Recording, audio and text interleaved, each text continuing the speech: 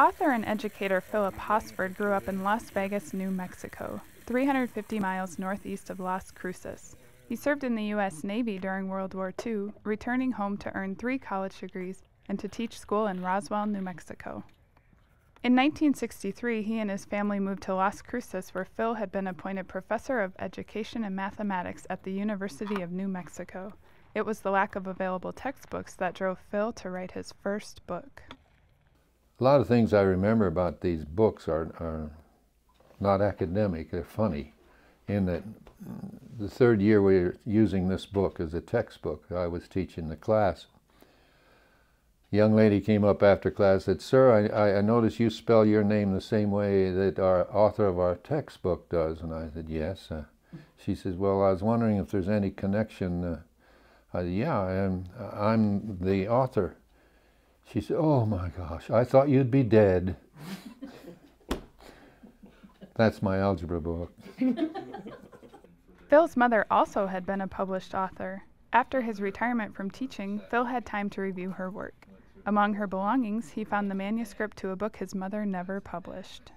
And on top of it was a letter from her New York agent, and he said, in handwriting, I'll paraphrase it, he said, "Jesse, I'm not going to be able to publish this for you. I can't find a publisher who'd be interested. There are 3 reasons. 1, there's too much religion in it. 2, there's no sex at all. And 3, the hero is a hunchback." And I toned down the religion a little and added a little bit of sex, not too much. I knew she was still watching. And got it published. Working with his mother's manuscript helped Phil attempt his own fiction writing. His first murder mystery was set in nearby Albuquerque and inspired by current events. And at that time, the news media was full of Enron.